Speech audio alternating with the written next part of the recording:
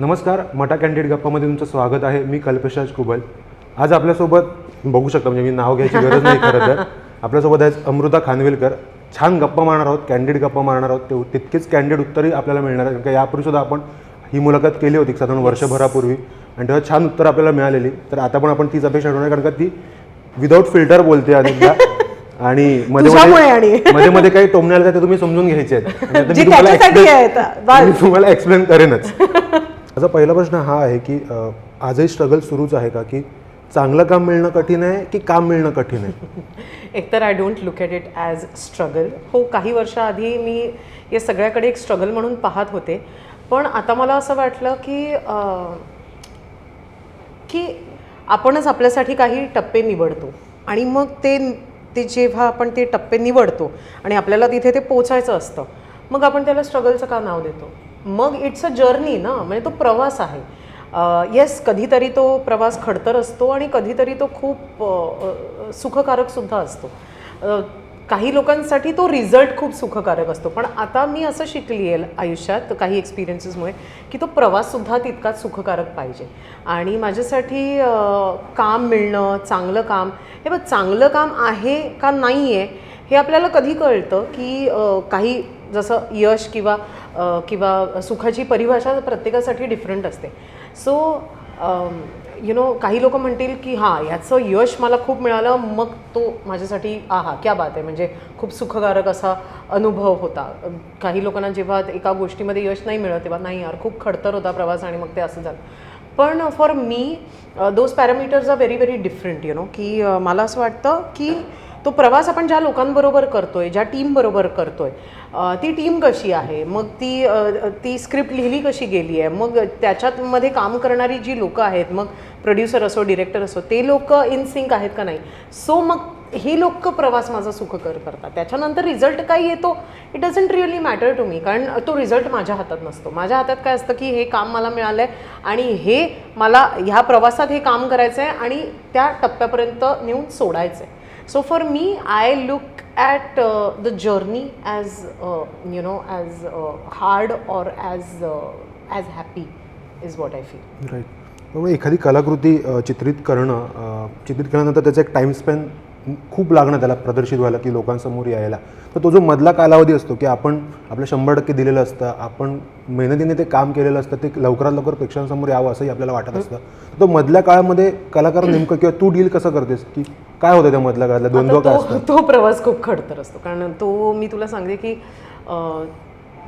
आपल्या इंडस्ट्रीमध्ये असं आहे ना कल्पेश, की आपण असं नाही म्हणू शकत की हां, मी हा प्रोजेक्ट केला, मला याचे एवढे पैसे मिळाले आणि काय मज्जा आली मला त्या प्रोजेक्टला, आणि असं नाही म्हणू शकत. We are not in corporate business where आपण किती कमवतोय, काय आपलं ॲन्युअल इन्कम आहे आणि ह्याच्यामुळे आपल्याला एक डेफिनेट हाय येते. तसं नाही आहे. आपलं काम लोकांना जोपर्यंत दिसत नाही, आपल्याला कळतच नाही आपण काय केलं आहे. ठीक आहे, आणि आपण खोटंही बोलू शकत नाही. It's the most honest field of work where what you do is actually in front of eyes, it's actually in front of people, and they can judge you over it, की तुम्ही चांगलं काम करताय किंवा नाही करत आहे. अर्थात तो जो एक पिरियड असतो की आता हे काम करून ठेवलं आहे आणि मग आता हे काम येत नाही आहे. पण मला असं वाटतं की चंद्रमुखीमुळे मला त्याचं कमालीचं ट्रेनिंग मिळालं आहे, आणि लुटेरेसाठी आय वॉज ॲब्सोल्युटली फाईन. म्हणजे माझं असं होतं, ठीक आहे, आलं तरी ठीक आहे, नाही आलं तरी ठीक आहे. असे किती प्रोजेक्ट्स असतात जे आपण एक कलाकार म्हणून करतो आणि ते येतच नाही. असे अनेक पिक्चर असतात ना. सो माझं एका पॉईंटला असं झालं होतं की मी माझं काम केलं आहे, मला त्याचे पैसे मिळाले, आणि माझा जो काही प्रवास होता या लोकांबरोबर तो फारच कमाल होता.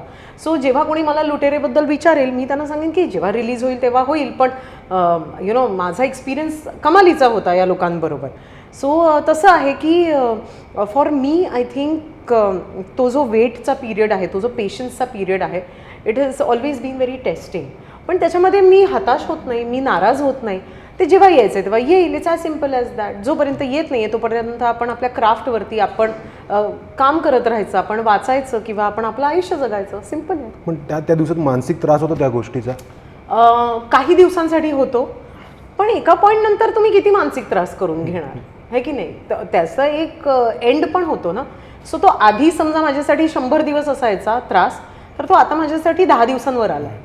सो 100 दिवसांपासून ते 10 दिवस, म्हणजे केवढी मी केवढा एफर्ट घेऊन ती स्वतःला तसं ट्रेन केलं आहे. everything in your mind is it's a muscle. You have to train it. You have to train to be positive. You have to train to be absolutely have faith in your God and your work. So मी ते स्वतःला तसं train केलं आहे. Right. लुटेरेबाबत म्हणजे मला असं वाटतं लुटेरेबाबत जी star cast आहे त्या सिनेमात मला जी दिसली आहे ती स्टार ड्रिव्हन नसून ती जास्तीत जास्त क्रिएटिव्ह आणि आर्टिस्ट ड्रिव्हन आहे. मध्ये स्वतः हंस सर असतील, त्यांचा मुलगा असेल आणि विवेक सरकार आहे आणि तू आहे त्यामध्ये. तर हे जे एक फरक आहे आणि OTTच्या निमित्तानं ते जास्तीत जास्त आर्टिस्ट लोकांना तेवढा चेहराही मिळतो, तेवढा काम करण्याची संधी मिळते. तर तो एक स्पेस क्रिएट झाला आहे, त्या स्पेसबद्दल सांग ना. कमालीचा स्पेस आहे. म्हणजे मी तुला सांगू, कोविडच्या आधी मी सटासटा हिंदी चित्रपट करत होते. राजी केला, मलंग केला, सत्यमेव जयते केला. पण कोविडनंतर अचानक वेगळीच लोक आपल्याला दिसायला लागली यार, ॲज ॲक्टर्स म्हणून. आणि मग ती ॲक्टर्स स्टार्स झाले. आणि जयदीप अलावतचंच तू घे ना उदाहरण. म्हणजे जयदीप सर राजीमध्ये जसे होते आणि त्याच्यानंतर today he is one of the biggest stars on OTT so I think ते जे तो जो एक स्विच आला ना, तो जो एक पलटा मारला ना इंडस्ट्रीने, सगळ्यांनाच थोडंसं धक्कादायक पण होतं. काही लोकांसाठी ते कमालीचं काम केलं, काही लोकांसाठी we were steel, people like मी वर स्टील अडजस्टिंग टू इट. कारण अचानकच काम बंद झालं. अचानकच माझं असं झालं की अरे आत्ता हिंदीत एवढं सगळं काम येत होतं. आणि I was also in talks with Luv Ranjan team about doing something with them, पण ते पण नाही झालं. आणि कोविडनंतर पलटीच मारलं यार सगळं. मग अर्थात माझ्याकडे चंद्रमुखी होता, बिकॉज तो चित्रपट मी स्वतः उभा केला होता, मला त्याच्यावर काम करायचं होतं. आणि मग जेव्हा ही वेबसिरीज माझ्याकडे आली तेव्हा मी फक्त माझं काम करू शकले. आणि एका पॉईंटला ना मला अचानक आपल्याला पाण्यात पडल्यानंतर अरे आता असं पोहायचं आहे का, अच्छा इथून लाट येते का, तसं झालं होतं माझं काहीतरी. पण आता with time I have also की आता me with the wave also I can swim and against the wave also I can swim. मग या लुटेरेबाबत नेमकं असं काय घडलं की ती त्या कलाकृतीची भाग झालीस किंवा नेमकं काय जुळून आलं सगळ्या गोष्टी? मी सांगू तर मुकेश छाबराकडे मी एका वेगळ्याच गोष्टीच्या ऑडिशनसाठी गेले होते आणि तिकडे कुजबूज चालू होती की हंसल मेहताची अशी इंटरनॅशनल सिरीज वगैरे येते आणि मजा असणार आहे वगैरे. तर माझं असं झालं, मला हंसल सरांबरोबर काम करायचं होतं कारण मी स्कॅम पाहिलं होतं. आणि माझं असं झालं मला काम करायचं यार त्यांच्याबरोबर. मी मुकेशकडनं ऑडिशन मागून घेतलं, म्हटलं मला करायचं आहे ऑडिशन, काही करा तुम्ही. आणि तो पण बिचारा ही इज व्हेरी स्वीट, तो कधीच कुठल्या ॲक्टरला नाही म्हणत नाही. ही वॉज लाईक की अच्छा चलो ठीक आहे आप कर लो करके. आणि मी तसं ऑडिशन दिलं आणि मी सिलेक्ट झाले. आणि मग मी होते, I was on board for Lootere. How is the experience? सेटवर नेमकं काय वातावरण? यार एकतर आम्ही साऊथ आफ्रिकामध्ये शूट केलं होतं आणि ते कोविड नंतर केलं होतं, तर सगळ्याच इकॉनॉमीज ना कोलॅप्स झाल्या होत्या. सो त्यांचा पण देश त्याला काही अपवाद ठरला नव्हता. सो तिकडे पण काही कामं नव्हती लोकांकडे. तिकडे जरा माफिया ॲक्टिवेट झाला होता लोकल. सो जरा डेंजरस गोष्टी खूप झाल्या आमच्यासोबत. म्हणजे माझा पहिला दिवस मला आठवतो शूटचा, मला एका व्हॅनमधनं घेऊन गेले होते. मी शूटच्या इथे थांबले होते आणि जस्ट गरम होत होतं म्हणून मी आपला तो व्हॅनचा दरवाजा उघडा ठेवला होता. आणि तो प्रोडक्शनवाला धावत आला माझ्याकडे, म्हणे असं करू नका, इकडे कोणीतरी येईल तुम्हाला घेऊन जाईल, मला कळायचं पण नाही, it's very dangerous here. So त्याच्यानंतर मला आठवतं की कुठल्याच मुलीला ऑनसेट, म्हणजे 2-3च मुली होत्या, असं एकटं नव्हतं पाठवण्यात आलं की कोणीतरी सतत त्यांच्याबरोबर असायचं. किंवा आता आम्ही एक सीन शूट करत होतो तेव्हा इकडे कोणी नव्हतं आणि अचानक एक 100-150 आफ्रिकन्स येऊन बघायला लागले सीन. सो तुम्ही त्यांना हे नाही सांगू शकत जरा हटा आमचा कंटिन्युटी आहे, नाही, तुम्हाला तो पहिला शॉट परत घ्यावा लागतो. सो असे खूप चॅलेंजेस होते. म्हणजे आत्ता आम्ही शूटला निघालोय आणि आता आम्हाला सांगितलं गेलं की तिकडे काहीतरी प्रॉब्लेम झाला आहे तर आपण नाही जाऊ शकत शूटला. मग आम्ही 5-5 दिवस हॉटेलमध्ये स्टॉल झालो. मग आम्ही 24 तास शूटिंग केलं आहे. अचानक कळलं की जिकडे आम्ही शूटिंग करत होतो काल त्याचा खूनच झाला वगैरे.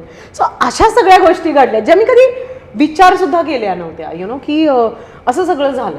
पण हे सगळं होत असताना एक कलाकार म्हणून आपल्याला तितकंच कॅमेरासमोर प्रामाणिक राहायचं आणि ती भूमिकाही करायची आहे. ते सगळं क्रेडिट माझ्या डिरेक्टरला जातं, जयला जातं. कारण त्या मुलाने इतका सुद्धा स्ट्रेस येऊ दिला नाही. म्हणजे समजा आता आम्ही 5 दिवस स्टॉल्ड आहोत तर 3ऱ्या-4थ्या दिवशी तो सगळ्या क्रूला जेवायला घेऊन जायचा आणि खूपच नॉर्मल असं वातावरण ठेवायचा तो. आणि तो तितकाच फन आहे आणि तितकाच तो समोरच्याला प्रचंड कम्फर्टेबल करणारा आहे.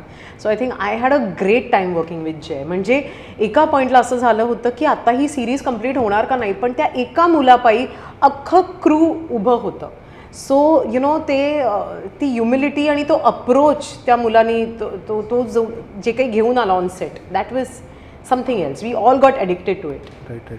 लुटेरेमधली व्यक्तिरेखा, ती भूमिका किंवा ती कलाकृती, या सगळ्याकडून अमृताला नेमकं काय अपेक्षित आहे, काय व्हावं, यातून पुढे काय नेमकं घडावं? हे बघ, काय व्हावं जे माझ्या हातात नाही ते मी तुला सांगणार नाही, पण हो, मला अशा ड्रीम टीम्सबरोबर काम करायची सतत संधी मिळत राहो, ही माझी अपेक्षा आहे किंवा असं म्हणू स्वप्न आहे. ते पूर्ण होईलच मला माहिती नाही, ते पूर्ण कुठल्या लेवलला होईल ते पण मला माहिती नाही, पण ह्याच्यानंतर जे काही काम येईल ते मला असं वाटतं की मी तेवढंच प्रामाणिकपणे आणि तेवढंच ऑनेस्टीने आणि तेवढ्याच खुशीने करीन, अशी माझ्याकडनं अपेक्षा आहे. दुसऱ्यांनी मला काय द्यावं याची मला काहीच अपेक्षा नाही आहे. Right right. जसं तू म्हणास की परिस्थिती शूट करताना खूप वेगळी होती, ती परिस्थितीनंतर चंद्रमुखीच्या वेळची जी मेहनत तू घेतलेलीस, ती मेहनत कम्फर्ट झोनच्या बाहेर जाऊन तू करण्याचा नेहमी प्रयत्न करतेस किंवा ते दिसतं सुद्धा त्या तुझ्या प्रत्येक कलाकृतीमध्ये, तर नेमकं तुझा त्यामागचा अप्रोच काय आहे? लोकांना तो माझा कम्फर्ट झोन का वाटतो मला कळत नाही, की अच्छा हा हिचा कम्फर्ट झोन आहे. नाही, माझा कम्फर्ट झोन किंवा माझ्याकडनं अपेक्षा खूप आहेत. सो मला आजही असं वाटतं की चंद्रमुखीसाठी मी कमीच केलं, जे मला करायला पाहिजे होतं कदाचित मला ते करता आलं नाही, किंवा त्याचं ज्ञान मला नव्हतं, किंवा त्या गोष्टींबद्दल मला माहिती नव्हतं. आणि असं होतं ना रे की आता 1-2 वर्ष झाली चंद्रमुखीला, आज मला असं वाटतं अरे यार मी हे करू शकले असते, अरे यार मी ते करू शकले असते. सो माझ्याकडनं अपेक्षा खूप आहेत. सो लोकांना असं वाटतं की ते मी कम्फर्ट झोनच्या बाहेर जाऊन करते, किंवा ही मुलगी खूप मेहनत करते, पण मेहनत करणं हे माझ्या DNA मध्ये आहे. आणि ते नाही केलं तर मग काय केलं असं मला वाटतं. मला असं वाटतं की मी लेथार्जिक आयुष्यात कधी होऊच शकत नाही ॲट एनी एज. म्हणजे उद्या मी 70ची जरी झाले ना तरी मी लेथार्जिक नाही होऊ शकत. मी काही ना काहीतरी करत राहीन. आजही मी वर्कशॉप्स करते, मी ॲडव्हान्स योगाज टीचर्स ट्रेनिंग कोर्स करते. हे मी माझ्यासाठी करते. हे मी कोणाला दाखवण्यासाठी करत नाही.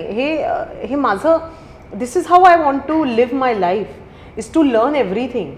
किंवा आता मला मास्टर्स ऑफ आर्ट्समध्ये काहीतरी करायचं आहे, मास्टर्स ऑफ आर्ट्स करायचं आहे मला, and I want to learn something about it.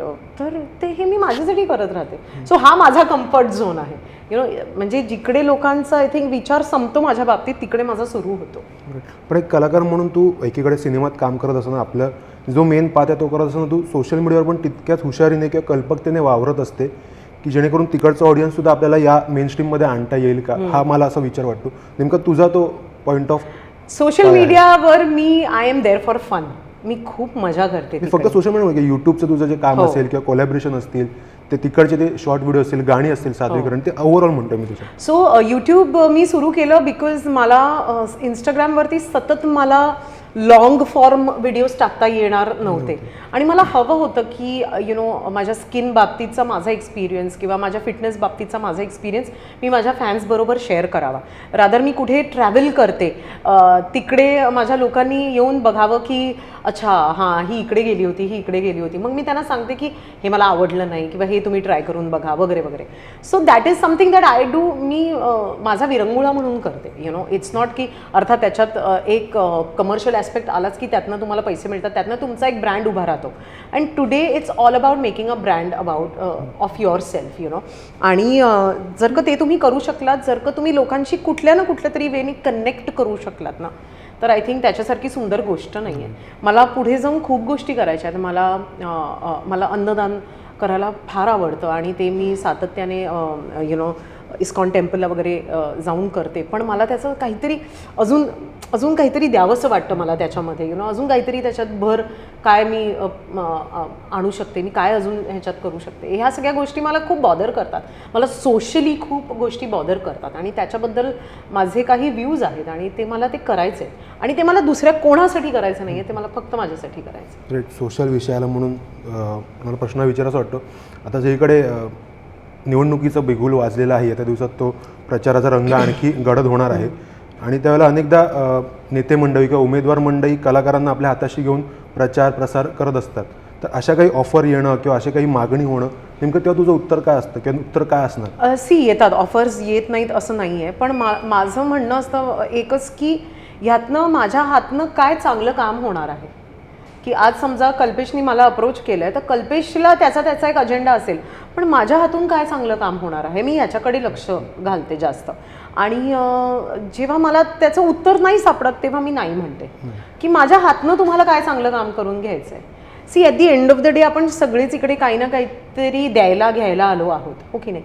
So industry म्हणून आपल्याला लोक प्रेम देतातच, आपल्याला त्या प्रेमामुळे आपल्याला अनेक कामं मिळतात, त्या कामातून आपल्याला पैसा मिळतो आणि मग आपलं एक आयुष्य उभं राहतं. सो लोक ऑलरेडी आपल्याला खूप देत आहेत. आता एका पॉईंटनंतर it is our responsibility to give them. So जेव्हा पण असा कुठलाही प्रचार येतो तेव्हा मी त्यांना हे विचारते माझ्या हातून काय चांगलं घडवणार आहात तुम्ही. जर का ते मला पटतं तर मी ते करते, नाहीतर मी करत नाही. Right right. जसं तू आज मराठीचं पाऊल म्हणजे मराठीचं उंबरठा ओलांडून हिंदीत कामं करतेस, वेगवेगळ्या लँग्वेजमध्येही करतेस. मराठी आणि हिंदी आणि सगळा उंबरठा इकडेच आहे, आपल्या मुंबईतच आहे, महाराष्ट्रातच आहे. मी कलाकृतीचं म्हणतोय की पॅन इंडिया म्हणजे त्यामध्ये सई आहे, सोनाली आहे किंवा प्रियाही चांगलं काम करते, पॅन इंडिया काम करते. तर हा जो काळ आहे तो मराठी इंडस्ट्रीसाठी किती महत्त्वाचा आहे, तो पॅन इंडिया होण्यासाठी, आपल्या कलाकृती पॅन इंडिया बघितल्या जाण्यासाठी. मला असं वाटतं फक्त मराठी इंडस्ट्रीकडेच नाही तर बंगाली इंडस्ट्री असो किंवा गुजराती इंडस्ट्री असो, असे हे सगळेच वेगवेगळ्या रूपाने हिंदीत पदार्पण नाही म्हणणार मी कल्पेश त्याला, पण मिक्स होत आहेत कारण आज लोकांना ते म्युझिक, ते कल्चर, आपल्या मातीतल्या गोष्टी बघायची खूप इच्छा आहे.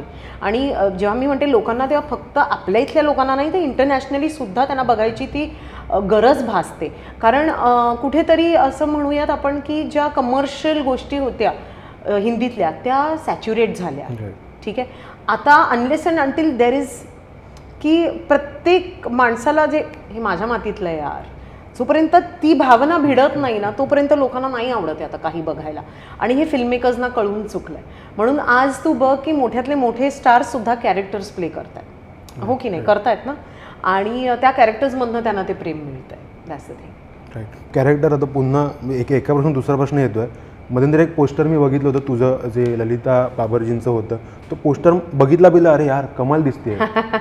जो तुझ्या चेहरेपट्टी होती, तिरंगा होता मागे हातामध्ये, तो पोस्टर आला, पोस्टरचं कौतुक झालं. पुढे नेमकं काय घडलं, काय काय होतं की जेव्हा आपण एखादी अशी कलाकृती बनवायचा प्रयत्न करतो ज्याच्यात कोणाचं तरी आयुष्य आपण दाखवणार असतो, तर त्याच्यातनं घाई करून उपयोग नाही. सो स्क्रिप्टवरती काम सुरू आहे आणि काय आहे ना की मला तो चित्रपट किंवा माझ्या डिरेक्टरला तो चित्रपट 3 तासात दाखवायचा आहे, पण कोणाची तरी 20 वर्षांची मेहनत आम्हाला दाखवायची आहे. तर त्या स्क्रिप्टसाठी तो वेळ देणं खूप गरजेचं आहे. आम्ही अर्थात कारण 26 जानेवारी होतं, आम्ही तो वेळ साधून आम्ही तो पोस्टर लॉन्च केला आणि तो ताईंसाठी केला कारण ताईंना एक कॉन्फिडन्स यावा म्हणून. पण आता मी त्यांना हेही समजवलं की आता जो काही स्क्रिप्टसाठी टाईम लागणार आहे तो लागणार आहे, त्याच्यामध्ये आपण घाई करून उपयोगच नाही आहे. मला आठवतं की चंद्रमुखीच्या स्क्रिप्टसाठी सुद्धा चिन्मयला 6 ते 7 महिने लागले होते आणि आपल्या म्हणजे पुस्तक रेडी होतं तरीसुद्धा दॅट्स द थिंग. सो मला हे म्हणायचं की जेव्हा आणि अगेन ही सोशल रिस्पॉन्सिबिलिटी आहे माझी एक माणूस म्हणून, एक अभिनेत्री म्हणून, की एवढ्या मोठ्या लेवलला गेलेली ही मुलगी आज आपल्या देशाला जी रिप्रेझेंट करते, तिच्या बाबतीत जर का मला काही भाष्य करायचं आहे, तिच्या बाबतीत मला जर का लोकांसमोर तिच्या संपूर्ण आयुष्याचं सार घेऊन यायचं आहे, तर मग it has to be the best. त्यासाठी जर ट्रेनिंग तुझं सुरू झालं आहे, होणार आहे काय? ट्रेनिंग आता नाही सुरू झालं आहे, पण ट्रेनिंग सुरू होणार आहे लवकरच. हां, राईट. जर मी चुकत नसेल तर एका मुलाखतीत तू असं म्हटलं होतंस की चंद्रमुखी या सिनेमामध्ये प्रसादने काम करावं, प्रसादने अभिनय करावा, असं तू म्हटलं होतं. आणि येत्या सिनेमामध्ये तू त्याबरोबर सहकलाकार म्हणून कामही करणार आहेस पट्टे बापूराव सिनेमात. काय नेमकी केमिस्ट्री काय आहे? मला असं वाटतं की थोडी गुरु शिष्याची केमिस्ट्री आहे. आणि एका शिष्याला नेहमीच वाटत असतं की आपण आपल्या गुरुच्या एक छत्रछायेत राहावं आणि सतत त्यांनी आपल्याला शिकवत राहावं आणि त्याचे संस्कार आपल्यावर होत राहावे.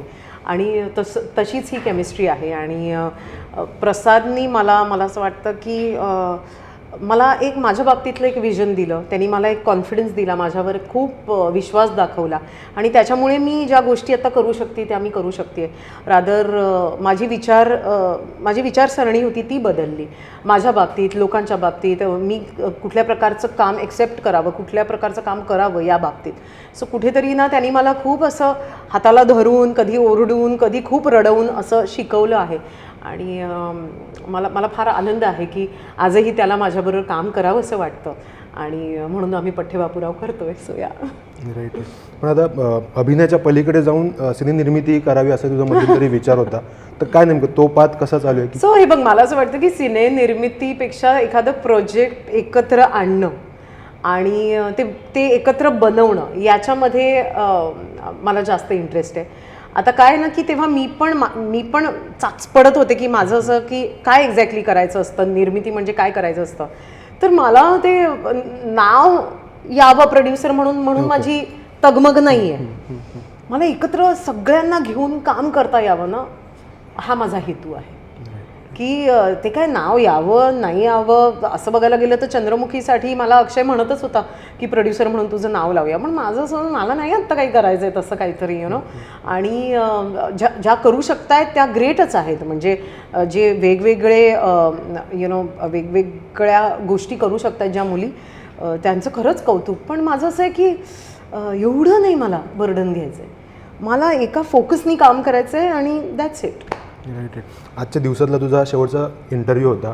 कदाचित तू घरातून बाहेर निघताना असं म्हणलं की हा प्रश्न मला विचारला तर ह्याचं उत्तर मी हे देणारच आहे, असा कोणता प्रश्न तू ठरवला होतास का? नाही. माझ्याकडून राहायला विचारायचा, इतर कोणाकडून राहायला? नाही, तुझ्याकडनं राहत नाहीत प्रश्न विचारायचे आणि तू खूप हुशारीने प्रश्न विचारतोस आणि मला आवडतं तुझ्याशी बोलायला, कारण मलाही थोडीफार मी जास्त कळायला लागते आपल्या इंटरव्ह्यूजमधनं. सो असा कुठलाही प्रश्न नाही. मग हा जो बिंदासपणा आहे, तो बिंदासपणा किती फायदेशीर ठरतो आणि किती? मी तुला सांगू, हा बिंदासपणा नाही आहे, हा खरेपणा आहे. ओके, ठीक आहे. आणि तो खरेपणात लपवत नाही असं आहे. तो जे काही आहे ते माझ्या मंजू आणि प्रसाद म्हणतात सगळं चेहऱ्यावरती येतं. तर हो, येतं. आणि ना आधी मला ना त्या गोष्टीचं असं चिडचिड व्हायची, पण आता माझं असं आहे की आता असंच आहे. ठीक आहे, की जे आहे ते मला जे आवडले तेही तुम्हाला माझ्या आवाजातनं, माझ्या चेहऱ्यावरनं कळेल आणि जे नाही आवडले तेही तुम्हाला कळेल. It's as simple as that. Great. जसं सुरुवातीला म्हटलं होतं की आपल्याला कॅन्डिड उत्तरं मिळणार आणि खरी उत्तरं मिळाली आहेत आपल्याला. त्यामुळे थँक्यू सो मच आणि हा गप्पा अशाच पुढे करत राहू आपण. Thank you so much Kalpesh. Thank you.